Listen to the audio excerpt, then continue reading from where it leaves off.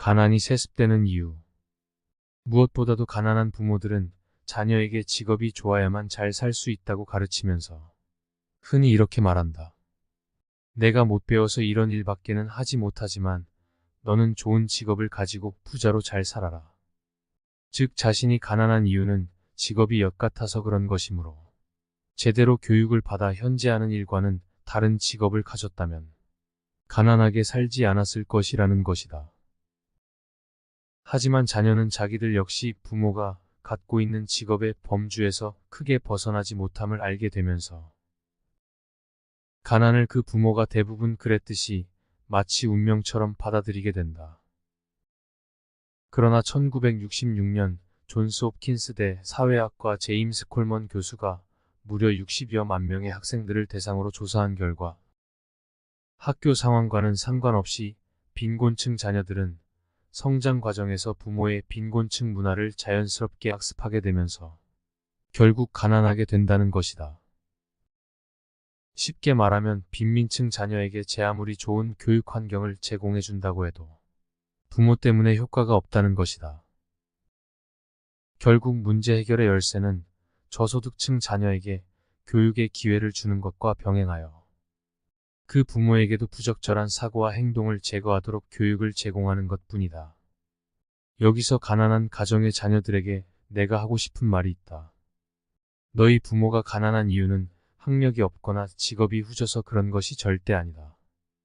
이를 통해 이 사회에서 대가를 얻는 방법을 모르기 때문이다. 그리고 절대 너희 가난한 부모가 돈이나 직업 혹은 일과 관련하여 하는 말은 믿지 말아라. 한 귀로 듣고 다른 귀로 흘려버려라. 절대 절망하지 말아라. 너희에게는 다른 길이 있고 그 길에는 돈을 벌 수 있는 방법들이 도처에 널려 있음을 믿어라. 가난한 자의 특성은 버려라. 내가 부자가 된 것은 부자들에 대한 정보도 없었던 시절에 부자들을 따라해서가 아니라 가난한 자들을 따라하지 않으려고 길을 썼기 때문이다. 왜 사람들은 백만장자들의 특성만 배우려고 하는가? 가난한 자들에게도 공통적 특성이 있다. 첫째, 돈 받는 것 이상으로는 일을 하려고 하지 않는다. 둘째, 아무 일이나 하려고 하지 않는다. 셋째, 자신이 받았던 돈의 액수 이하로는 일하려고 하지 않는다. 넷째, 티끌 모아 태산이라는 말을 믿지 않는다. 다섯째, 운명론을 받아들이고 사주팔자를 신봉한다. 여섯째, 세상을 일방적으로 해석하고 쉽게 흥분한다. 일곱째, 경험자의 이야기보다는 자기 판단을 더 믿는다. 당신이 미래에 부자가 될 수 있는지 없는지를 판가름할 수 있는 방법이 있다. 가난한 친구들을 찾아가 부자가 되는 방법에 대한 그들의 말을 귀담아 들어보라. 그들의 말에 당신이 공감을 한다면 당신도 가난한 자들의 공통적 특성을 갖고 있음을 깨달아라. 시간이 돈이 되게 만들어라. 헬라어에서 시간을 의미하는 단어는 두 개이다. 하나는 크로노스인데 흐르는 시간을 의미한다. 이것은 우리가 어쩌지 못하는 대상으로서의 시간이다. 다른 하나는 카이로스인데 의미 있는 시간, 가치 있는 시간, 보람 있는 시간이 모두 여기에 해당된다. 이 땅에서 잘 산다는 것은 부자로 사는 것을 의미하는 것이 아니라 크로노스를 카이로스로 바꾸어 살아간다는 것을 의미한다. 부자가 되려면 돈이 되는 시간이 많아야 한다. 일을 하고 보수를 받았다면 그 노동 시간은 돈이 되는 시간에 해당된다.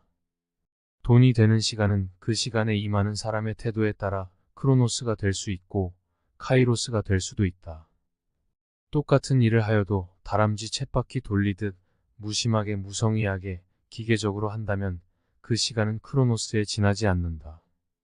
하지만 이를 개선시키고자 하고 자신의 힘을 모두 쏟아부으며 최선을 다한다면 그 시간은 카이로스가 될 것이다.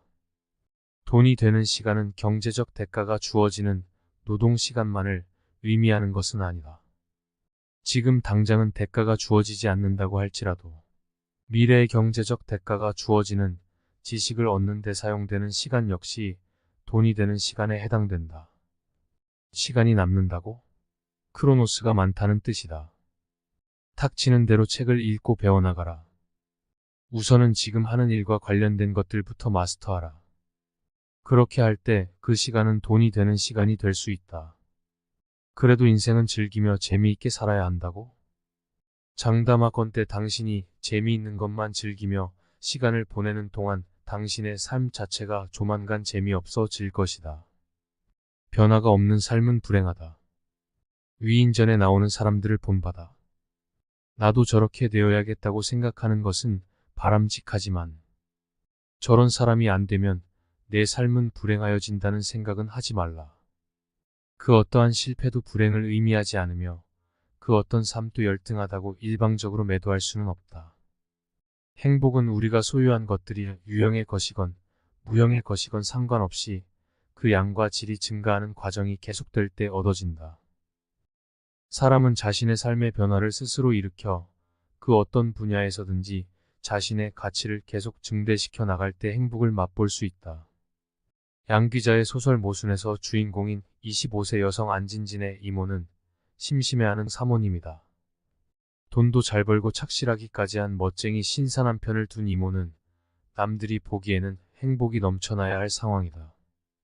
그런데 그 잘 살던 이모가 너무나 행복한 일상에 지쳐 자살한다. 부자였지만 삶의 변화가 없었기 때문이다. 가난한 자들이 종종 자살하는 이유 역시 삶의 변화가 없을 것으로 믿기 때문이다.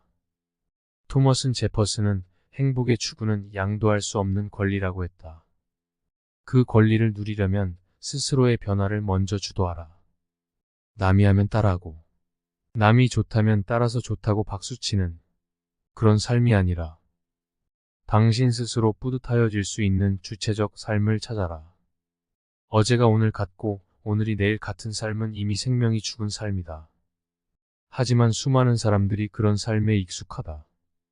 이 사회에서 대가를 더 받는 쪽에다 변화의 방향을 두고 있다면 그 대가 자체보다는 변화의 양적인 면과 질적인 면에 관심을 두어라.